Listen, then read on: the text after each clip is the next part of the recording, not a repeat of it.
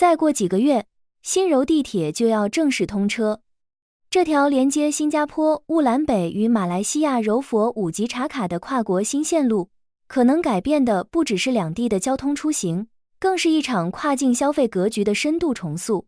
过去，新加坡消费者想去柔佛吃饭、购物，可能要面对漫长的塞车和时间成本。但未来，从新加坡乌兰北站到新山五级查卡站，车程大约只需要5分钟。当跨境变得像搭几站地铁一样方便，一个问题也随之浮现：新加坡本地的消费会不会被大量分流？工商联合总会、新加坡餐饮业协会和新加坡零售商协会上个月联合发布的一份研究报告显示，新柔地铁开通后，新加坡消费者前往柔佛的出行次数预计将增加 51%。新加坡居民每年在柔佛的额外消费预计将达到约10亿新元，而柔佛游客在新加坡的额外消费预计约为 7.56 亿新元。两相抵消，新加坡每年将面临约 2.9 亿新元的净消费外流。面对这样的数字，很多城市可能会选择筑起壁垒，限制竞争，但新加坡给出的答案却不是防守，而是主动改变自己。新加坡工商联合总会新任主席李坚辉近日接受媒体联访时指出，新加坡或许应该发展夜间经济，举办更多夜间活动，吸引更多游客前来消费。目前，工商总会正与其他商团商会讨论，探讨重新开展更多夜间活动的可能性。为什么新加坡认为，面对竞争，最好的方式不是阻止居民走出去，而是让这座城市本身变得更有吸引力？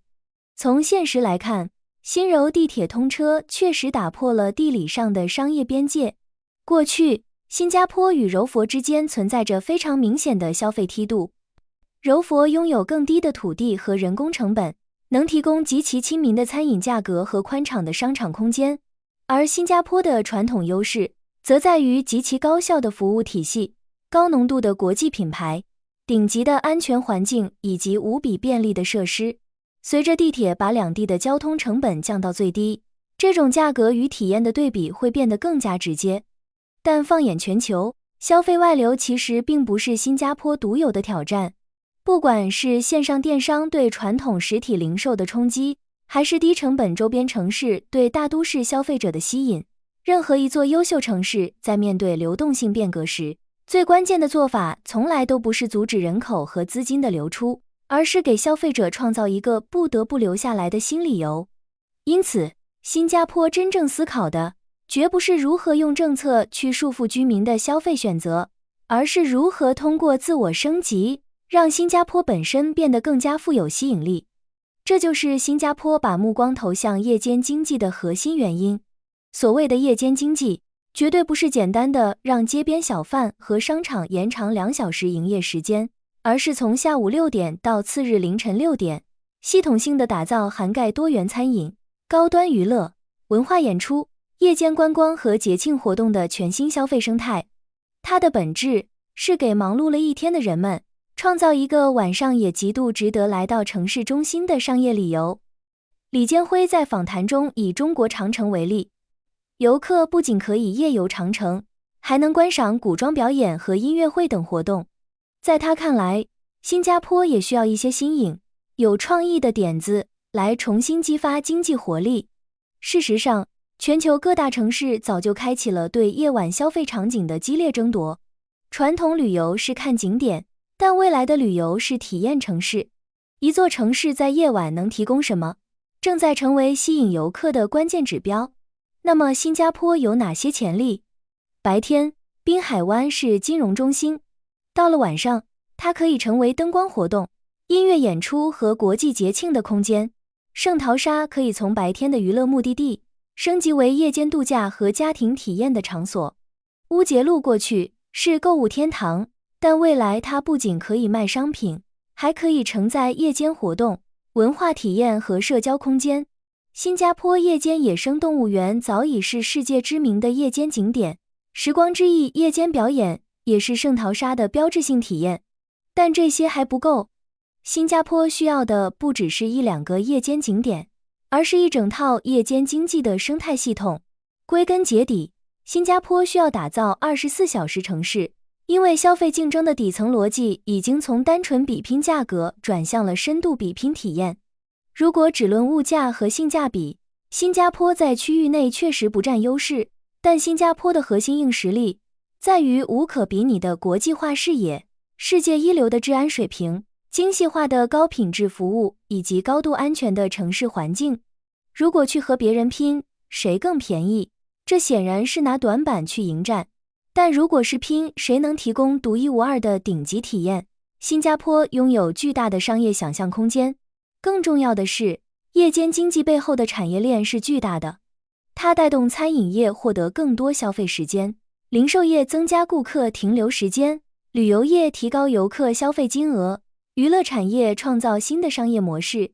游客住1晚和住3晚，对城市经济的影响完全不同。新加坡政府已经在行动。2025年8月，政府在驳船码头及周边地区启动了为期1年的试点计划，允许新夜间娱乐场所进驻，并考虑将售酒时间延长至凌晨4点。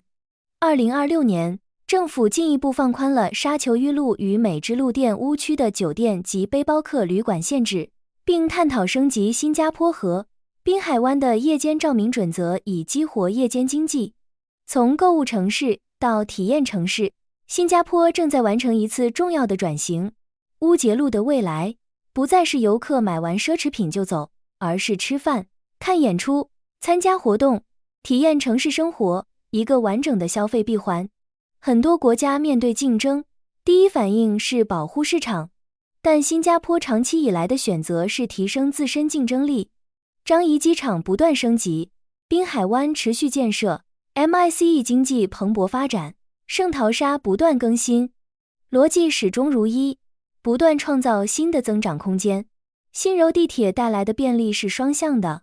不仅新加坡人可以更轻松地去柔佛，柔佛居民和游客也更容易来到新加坡。